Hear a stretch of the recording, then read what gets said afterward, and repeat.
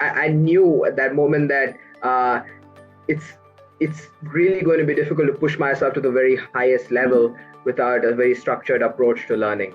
That's where I looked at different test providers, test material prep providers, and eGMAT had great reviews. And I just tried out the product.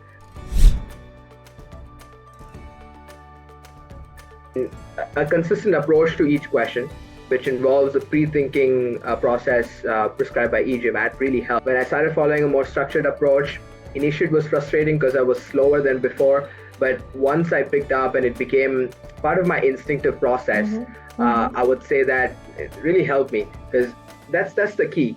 A consistent approach to each question, knowing how you're going to approach the question.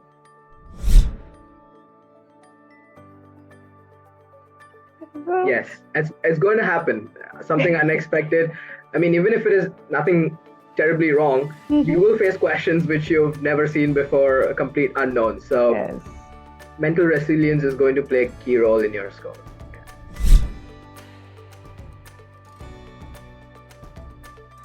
So I think the eGMAT material is the quant questions, like I discussed with you before, is slightly harder than actual questions that you would expect in the test.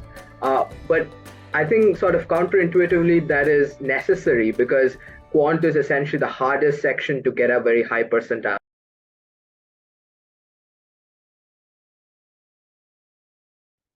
Hi Vaishnav, thank you Hi, for Rashmi. being here today, and a big congratulations on your recent 685 with a V86, D85, D81, and a Q85. So how does it feel to be here? Feels amazing. eGMAT helped me throughout the process. So there was a lot of different aspects to my prep. But yeah, huge thanks to you guys as well, because there's been a lot of support for me from your team. Always happy to help out the students, right? It was your first attempt, right, Vaishnav? You did this in your first ever GMAT attempt. So that's very nice. Now, looking back at this journey, is there something that really stands out as a part of, this journey that you've had? Yeah, I think it's that mindset of combining maybe elementary concepts that you've just learned throughout your life, small math-related concepts and verbal concepts, and then applying it at a very high level. So GMAT is really pushing you to think analytically, critically, and using every reasoning ability at your, that's part of your resources. So yeah, this was a fun process more than anything else, because it was really interesting to do some of the questions. Kept my brain working, really. Yeah. Yes, that's what I tell most of my students, it is a fun test to prepare for. The content is really interesting. Right. Yeah, that's good. Vaishnav, I know that you started the journey some time back, and before you started, you took the diagnostic mock, and then you sort of created a study plan, right, which helped you structure your prep. So can you tell us, what value did the study plan play in your journey? Yeah, because when I started off with the very first diagnostic test from the official test providers, I was getting maybe 80, 85 percentile. So that was quite a way off from what I wanted, what I was expecting. And I knew at that moment that it's really going to be difficult to push myself to the very highest level without a very structured approach to learning. That's where I looked at different test providers, test material prep providers, and eGMAT had great reviews. And I just tried out the product. I think the most valuable thing about the study plan you gave is the structure. So especially the fact that I need to focus on maybe verbal and quant first, and the data insight section as the third and final section. I think that was quite valuable, because I was quite lost where to start and what to prepare first. That's true. Yeah. It's a whole lot of content to navigate through, right? When you are setting yourself out on this journey. So yeah, a structure is very important. Otherwise, it just goes all over the place. That's good to know. Vaishnav, now coming to your biggest challenge. It was Right. quant, right? So Yes. tell Yeah. us what were your biggest challenges in quant, and how did you use eGMAT extensively? Mostly you used eGMAT and official prep material. So how did Right. you structure your prep, and how did eGMAT help you there? Yeah, I mean, the interesting thing about GMAT Quant is you can get a high score, but your percentile will remain low Mm-hmm. because it seems like a higher number of the candidates are getting a pretty good or pretty high score. But to really boost your percentile about 80 percentile, closer to 90 percentile, uh, all your concepts need to be clear Mm-hmm. and you need to crack the harder questions, at least a few of them. So when I just started off with the prep process, it was really frustrating because I wasn't getting improvement in the percentile Mm-hmm. even when I was achieving some good scores. Mm-hmm. And that's where I think utilizing the data available when it comes to where I'm losing the marks out on was really helpful. So, for Mm-hmm. instance, during my Scholaranium practice questions, I did maybe hundreds of questions Mm-hmm. from your platform, and I noticed that some particular areas, maybe probability related Mm-hmm. questions, particularly, I was not scoring as well. So Mm-hmm. that gave me the impetus to go back and restudy the fundamental concepts, strengthen the concept, and then come back and do those questions.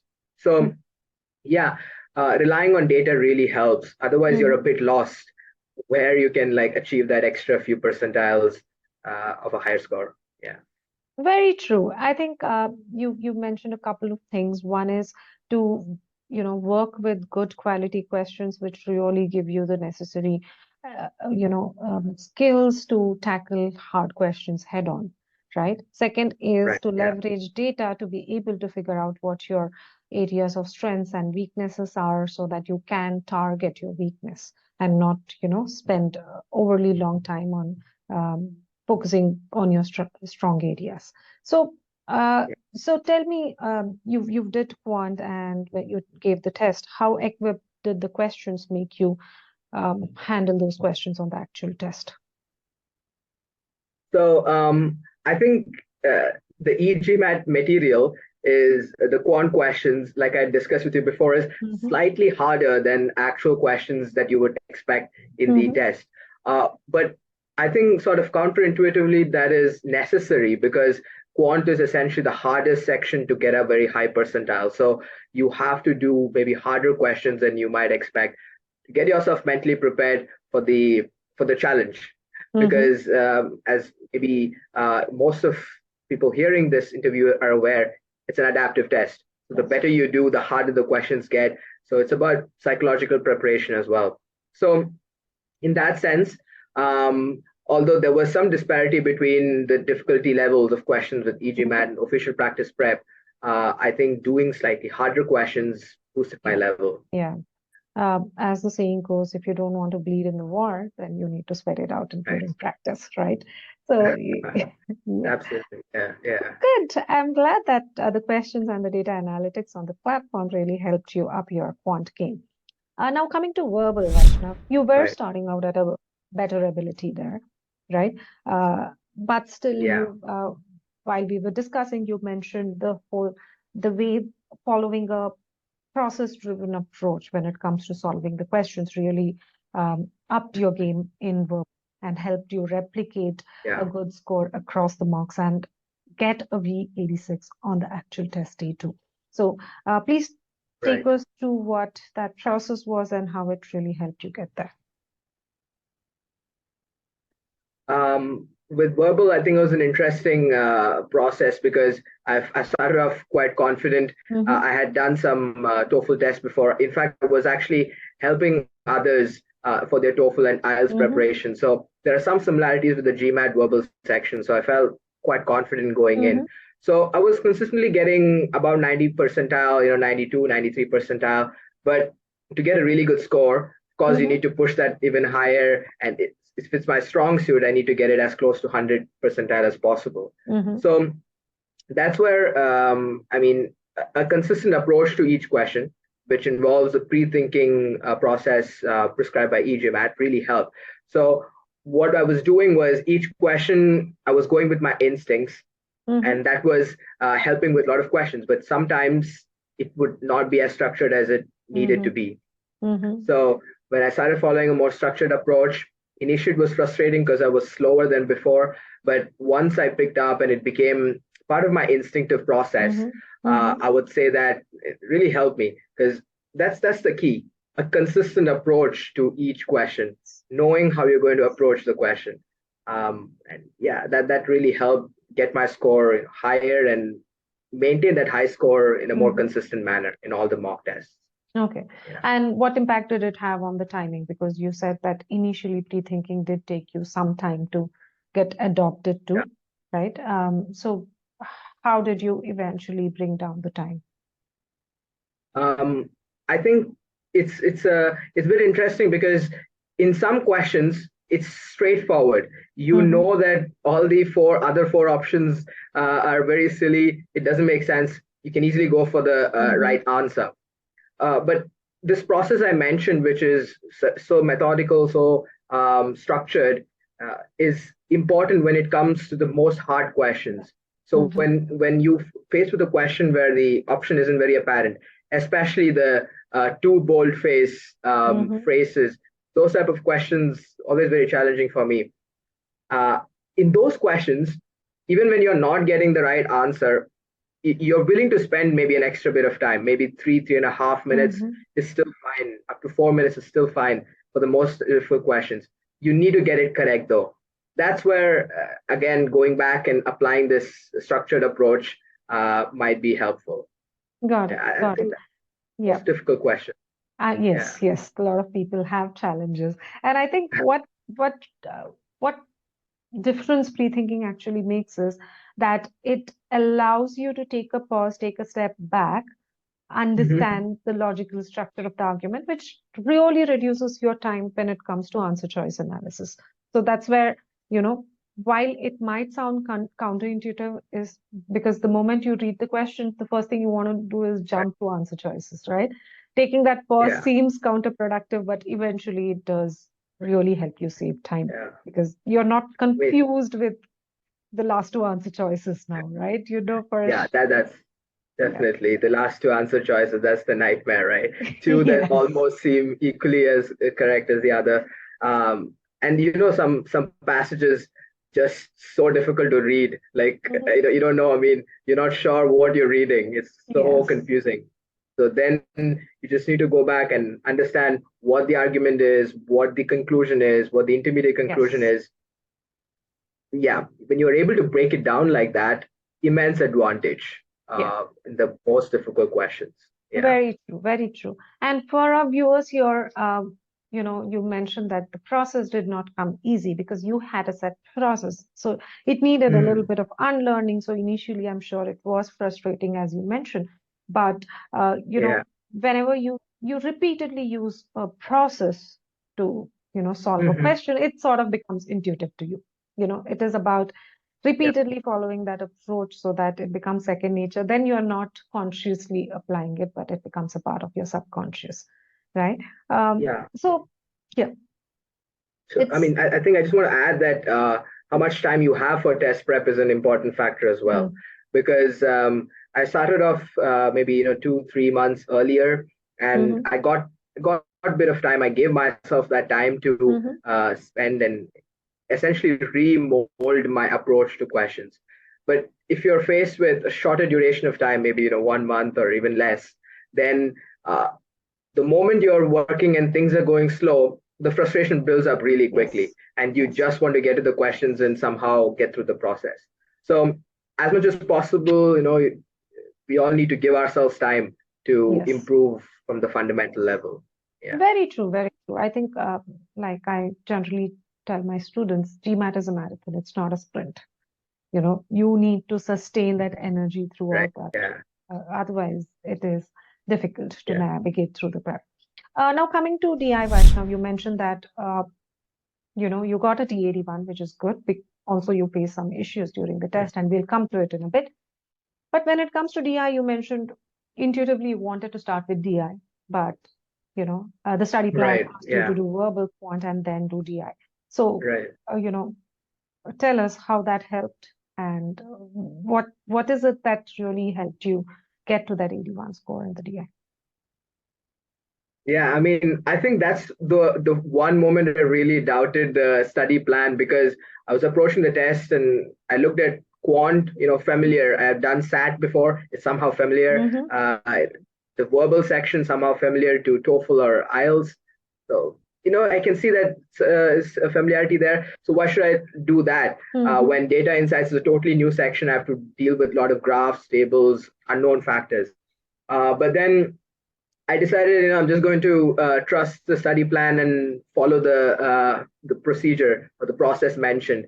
And it was extremely valuable, because what I realized when I eventually got to the data insight section is, to put it very simply, or to just to summarize Mm-hmm. it, it's a combination of verbal and quant skills. So you have to Yes. put both of those skills together. Mm-hmm. And when it comes to really the test day, uh, beyond anything else, you need to have that presence of mind and that focus for data insight section. So even the official material struggles to teach you what to do Mm-hmm. in data insight section. It just mentions what sort of graphs you can expect to get. Mm-hmm. Nothing about how exactly to answer the questions, Yes. because it's clear it's a combination of verbal skills and quant skills. So you have to do those sections Yes. first. And yeah, of course, eGMAT was the reason I was able to understand that structure or follow that Yeah. process. Very true. Because if the fundamentals are not there, you don't have the fundamental skills, then it becomes difficult. No Right. matter the number of questions that you solve, it is going to be always a hit or a miss. So the fact that you did verbal, then you did quant, is where that impact was seen in data insights. Wherein you said it was when Mhm. it came to data insight prep, it was mostly about you familiarizing yourself with different kinds of data sets and different kinds of questions, Right. right? Yeah. Okay. Um, that's good to know. Now, Vaishnav, things went, I know it was a long prep, there were issues with your health and all that. But as you near the end, things were going well, mock scores were looking up. And then comes the test day. You were mentioning that you had some kind of issues during the test. Take us through your test day Right. experience. How was it? Yeah. Did the practice really give you that level of confidence that you were able to, you know, uh, Yeah. Yeah. confidently approach the test, and how things panned out on the day? Right. I think, I mean, from the very beginning, I was focused on looking into the fundamentals and making sure my fundamentals are strong before I do Mm-hmm. the questions. So by the time I got to doing a lot of mock exams in the last 1 month or so, it was uh, it was crunch time. I was doing a Mm-hmm. lot of prep. I was doing a lot of sample questions, and one common theme that I came across to all the mock exams was, sometimes you have hard questions, and if you panic too much, if you worry too much about not having enough time, uh, then you will mess up that question, and then it might happen that, or it might always happen, it always Mm-hmm. does happen, that the time is sufficient. Essentially, the following questions would be shorter Yes. for many of the tests. So you need to know that it's okay to spend a bit of extra time for certain questions, and then you will Mm-hmm. undoubtedly have questions which you need to spend less time for. Okay.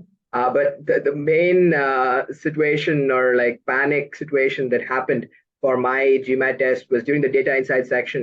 Mm-hmm. I was taking the test at a test center, and due to some technology related issues, their online calculator, the calculator, digital calculator, was not working. Mm-hmm. It's buggy and it's pretty difficult to use even on the best day, but at that test prep center, impossible to use. So um, 2 or 3 questions in the data insight section absolutely do require the use Mm-hmm. of a calculator. Otherwise, you're going to spend 6, 7 minutes Mm-hmm. doing hand calculations. So the key for me was, you panic, you worry for 30 seconds, you retry Mm-hmm. the calculator, you realize it's not happening. Don't lose hope, just fight Mm-hmm. on, give your best guess, Yeah. move on, and try to do the best you can in the following questions. So yeah, I mean, just avoiding panic and avoiding throwing away the entire section because something goes wrong is kind of important. Yeah, that Sure, I way. think what we need to do is focus on the question in front of us. We can't go back and change what happened earlier. The questions that are going to come, we have no control over it unless we do Yeah, well here, right? So, yeah, super, super difficult to, super, super critical to focus on the question in front of you, right? right. Yeah, So, really good that you were able to overcome the panic and give it your best shot for the next set of yeah, questions, right? So, very nice. It's a 685 on the first attempt is a brilliant, brilliant, brilliant score. yeah. Thank you.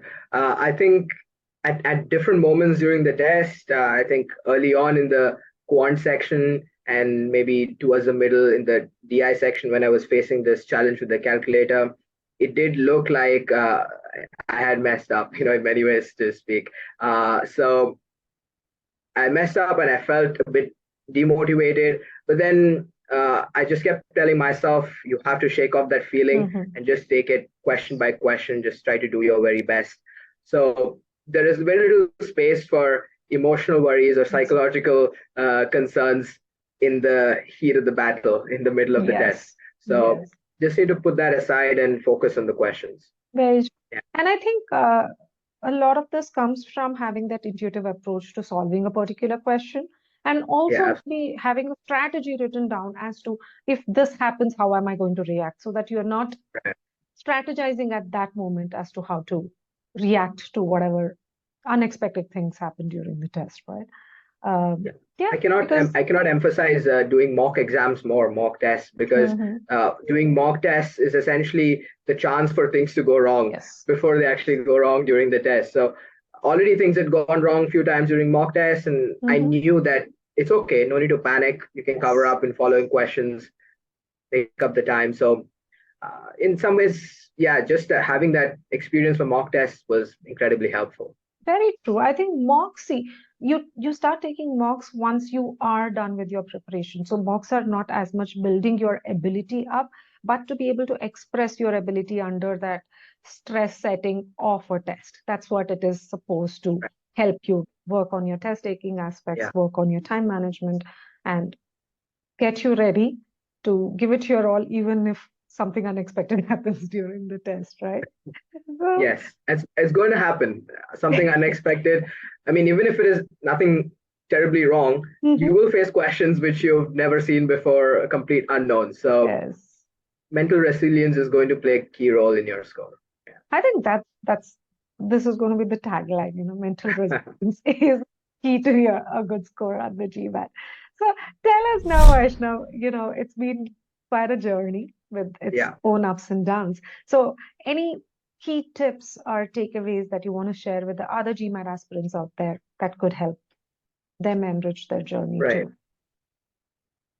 Yeah, I mean, I had summarized 3 points, and I'll get to Mm-hmm. that. But I just want to say before I go there that I do want to emphasize how much supportive the eGMAT team was. So I was going through some personal crises, some Mm-hmm. months where I wasn't able to prepare at the best of my ability, and eGMAT was kind enough to lend extra support and make sure that I'm just not someone who's taken their product, but rather a student who needs support and needs care during tough moments. So a lot of gratitude to that, and I think that really pushed me through some of the tough moments.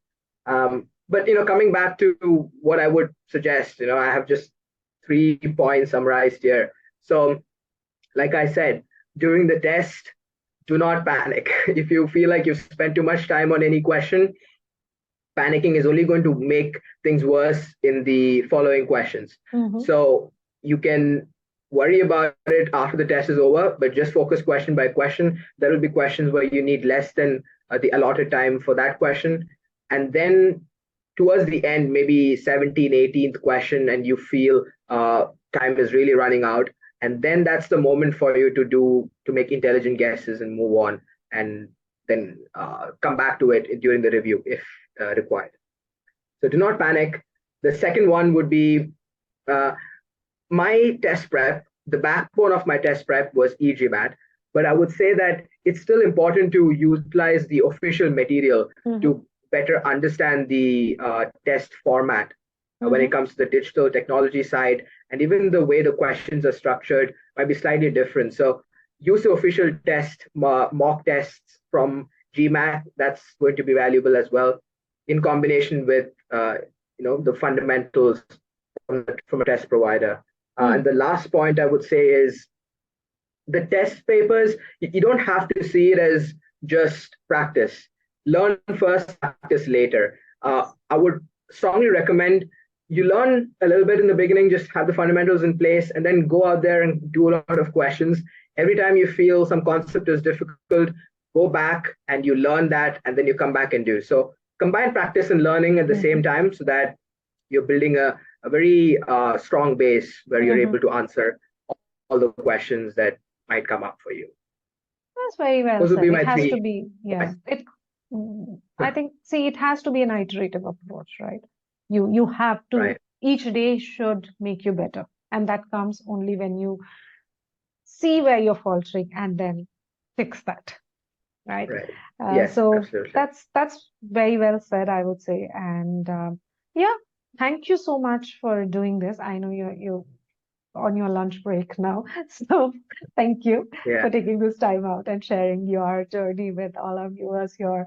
And from the entire eGMAT family, I want to wish you all the very best for the next upcoming journey that you are set yourself on. And yes, all the best and thank you so much again. thank you. I wish the very best to the eGMAT team as well. Thank you. All right.